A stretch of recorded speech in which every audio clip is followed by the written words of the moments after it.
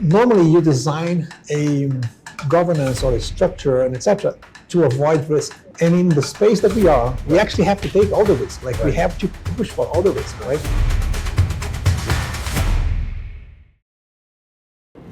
Hello and welcome to Up Close and Personal Season 2 at InvokED Studio, where we dive deep into the heart of leadership, collective action and education equity. I'm your host, ShikshaLokam, and today we are joined by an esteemed guest with us, Mr. Tasso, who is an environmentalist, scientist, social entrepreneur, making a significant contribution to forest conservation, climate change and sustainable land management. Welcome to the show, Mr. Tasso. My pleasure.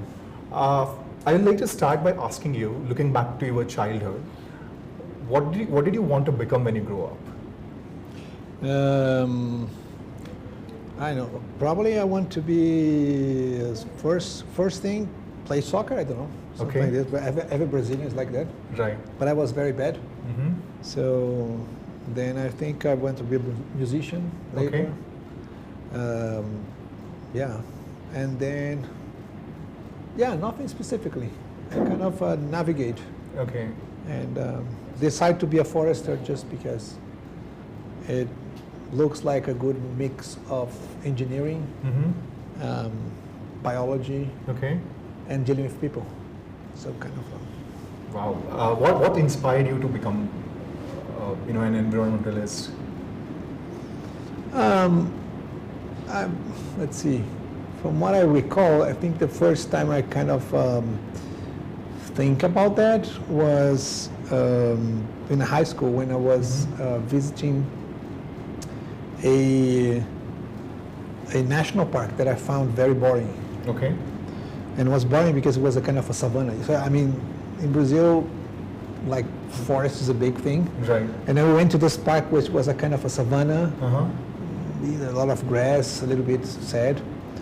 But then I, by seeing how the trees behave on a dry environment, and all the effort that it did to survive and etc., I kind of get this feeling that the things with the nature are kind of very diverse, right. and then I took this route, but not like anything specific, like just life was pushing me there. Right. Very interesting though, fascinating also. During your entire journey of your career, what role do you see of a leadership? Like how do you, for both personally and professionally? I don't know exactly when this happened. I just know that as we start to do things, since the beginning, probably it's because I'm not particularly good on doing anything specifically, like I'm not a specialist on any particular field. I'm very curious for many things. So in order to achieve anything, I always had to collaborate and convince many people to join on some kind of a mission. Right. Whether it was to, like in the university, we have to organize this global meeting of forestry students in Brazil, all the way to to discuss the quality of the water in the city that we have the university. Right. So all those things. At the end, I was just working with people and convincing people to work together on certain cause. Mostly at the beginning, I think it's because I didn't know exactly how to solve. Okay. And then just bring people together was the way to solve. And I think this later on became an habit and a way of doing things. So, so now they give this name leadership, but I didn't know at this point that this was leadership. Right. So, that's probably my only talent, is to convince people to do things that they think that is not possible. Right. And do this in groups. So that's right. But you said that it's very easy. I mean, at least for you to convince people that is something you're good at, right? So quite often collaboration or bringing people together is quite challenging. So do you see any challenges, or do you see what makes it much more easier for you to sort of enables you to bring people together? I know. I mean, the thing for me is that it's, let's say, if I don't know how to do this in another way, so that's the problem. So I don't know how to explain, like, I don't understand how people do things alone. Okay. Or Okay. like in one institution. I think it's too hard, because, I mean, if you don't love it. So for me, it's more like natural to do this. That's my natural state. One thing though, that I realized that it's a kind of probably a pattern in terms of how I deal with these things, and I think it's a little bit different from what naturally you see in other people. Is when I have an idea or something that I want to do, like my instinct tells that you tell for as much people as possible. So, like, don't say for yourself or something. Okay. Just tell everybody. Okay. And then it can happen three things. One, somebody will convince you that it's a stupid idea and you should not have it. Forget it. This is like will not work. Or somebody will steal your idea and make it happen, which is great. So you don't have to make it, Right. because the making is the most difficult part. So if somebody decides to do it, great. Or you'll find some other people that will give, contribute to the idea, and then you can, bring them together to make it. So, so I think that in every process, this is the first challenge is to transform one idea on something that it's, that makes sense for more people than just yourself. Right. And then once you get to this point, then you can just bring in other people. So that's one thing. I think the other thing is also on the day by day, I think that is to find out what is the best contribution that somebody can give to whatever you are doing. Sometimes things are not working, and it's not because you don't have the right people or something like this. It's just that people are in the wrong place, or doing something that it was not exactly what's the best talent are. So, yeah, I try to be very flexible on finding out where people will fit better. That's a good thing also. And also in the way I see things is that I tend to not work on governance before we have action, which is kind of a counterintuitive, because like when you talk about like a business plan or a project or something, always there is this question, what's the governance? Who is doing that? Who is responsible for that? So I think we should submit the governance to the action. And not the other way around. Like, in order to act, you have to pass through all these types of, mechanisms. And so in all the initiatives that I get involved, and I'm getting more radical in this, it's like I never put any structure in terms of governance before you have something rolling up and you have action. Okay. And then, because this makes all people to work equally together. Okay. And then once you see people, naturally will find out who can lead this or that task, and then you organize the governance according to how the group will evolve. So that's one kind of a particular way in which I do things. I mean, the idea is fascinating. It provides a lot of flexibility in terms of how things are getting organized while towards certain objective, right?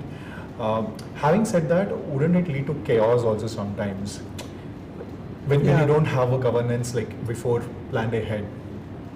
But I think when you get to a point where the chaos is showing up, people talk about that. So they think about like what is the mechanism that you need as a governance to solve that specific circumstance. What I don't like is to fix a governance, because the governance, when you fix that first, then you create a disincentive for most of the people.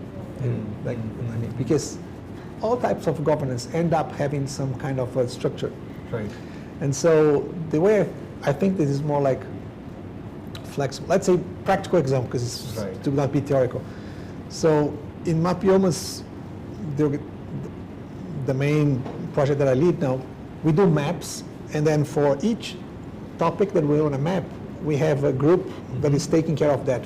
For example, agriculture, pasture, mining. So, for example, we set up a group to map fire scars. What is actually burning? Right? And so everybody that was interested on the topic of fire got together to work on fire. And to start the group, one person was the one responsible to call the meetings, put the first concepts, and Annie, she was like coordinating the group. Now, as we evolve, there is one intern called Vera, which she was the intern on the group, but she starts to mobilize and move things and etc. 1 year later, everybody sees her as the coordinator. Right. But nobody has to nominate and say, it's just like simply everybody sees on her the person that can lead that group. Right. And in another group, she's not leading. In the group of water, she's actually someone that is just helping with the process. So I truly believe that this type of organization can work. Okay. Obviously, there is some things like finance and etc. that you have a more structure. But I think in general, for designing and implementing the action, we should always have space for this kind of a mobility. It's also very important for young people. It's very difficult to make a governance structure where you have the young people leading. It's just natural. Like it's, I don't know why, but it's like that. So when you do like this kind of structure, it's more flexible, and you don't have to nominate something, etc. And then it creates much more space for the young people to kind of take the lead on the different spaces. So I think it's there are some other aspects. That one other thing that I think is also very important is how we take risks. So, like, normally you design, like that's the whole thing, like you design a governance or a structure and etc. to avoid risk. Right.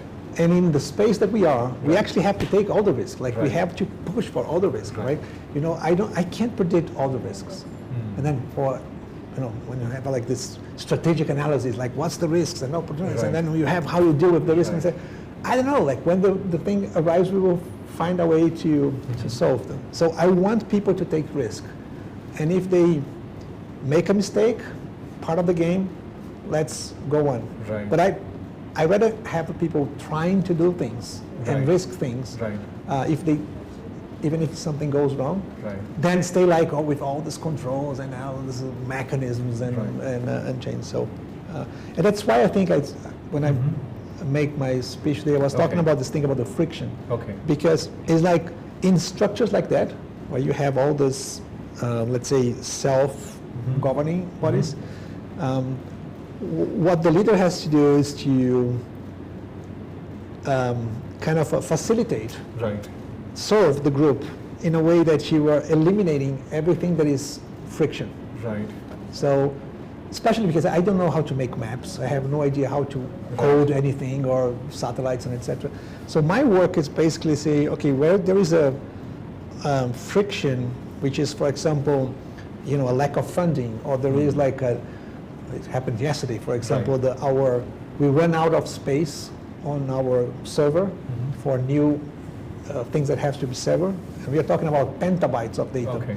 And then everyone stop, and then let's find a way in which we can get more space for them to be able to work. So I think that's how I see leadership today is to serve the group, basically to take it out every single friction or obstacle that could be stopping the group to move.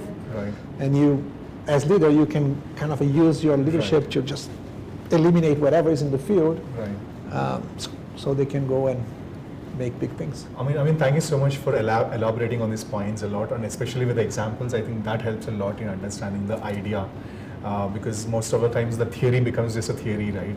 And it's the example that actually gives the life to the theories to when we go for the implementation. Moving on to the next section, so we have a bunch of list checklists here, and you can pick any of them and answer them. Any questions? Any of the questions. What a fictional world would you love to live in? Fictional world. Fictional world. You can also, change the question. I don't know, like what's a fictional world? What would be a fictional world? Like Star Wars or something like this? Star Wars. Probably, I would be curious to see the world of Avatar that they portrayed on the film. That's kind of cool. Right. Although it's sad, the one part, but I think the idea that let's say the equivalent of human beings intrinsically related to the trees and to the animals is kind of a very powerful idea. Okay. Especially because the science is saying that trees speak to each other, right? It's a real thing now. Right. And for me, that was something very new because I'm a forester. Right. Forest engineer. Like Right. how they were thinking, oh, that's cool. Trees talk to each other. Kind of figurative. No, actually, they're talking to each other. And so, if you can imagine a world in which we can actually connect, because I think that's the thing. Like you connect and have your energy or exchange things with the. Maybe in another dimension, this is happening that we don't know, right? Yes. Maybe. Yes. Thank you so much for sharing that. It was fascinating though. Moving on to the next question I have is, what is the one favorite memory of your school that you have? School. Oof, man. So many. Okay. I think the first one that I remember is when I passed from the preschool to the primary school. Yeah. I think that was preschool. Primary. And then I remember because the school had 2 floors, and then you only could go to the second floor if you are in the primary school. Okay. If you're not in the preschool, you have to stay just on the ground floor. And so for me, the day that I got to the primary school is that I could go to the second floor. So that I remember very vividly. The first day I go to the stairs. Wow. Proud of me that I'm now in the first grade, second grade, I don't know. What's the name? That's the first thing I remember. But I have many good memories. I change a lot of schools. So for different circumstances, I move a lot from different schools. And each school was a different experience. Right. But thank you so much for sharing that memory with us. Moving on, one last question I have. So what do you think about platforms like InvokED? Yeah, well, I don't understand much. Right. But I'm just kind of seeing this. But I think in general, this idea of thinking on a subject or a topic, like for example, education, in a way that you interrelate with other fields to build up the advancement in your field. You build up on the experience that are happening in other fields. In general, it's a very exponential way to think, because then you can move very fast with the other ideas, mistakes that happen there. So it's a good thing. Well, thank you, Tasso. Thank you so much for your time and sharing your wonderful stories, insights and wisdom with us. Thank you, audience, for tuning in. Stay connected, keep the dialogue going, and see you in the next episode.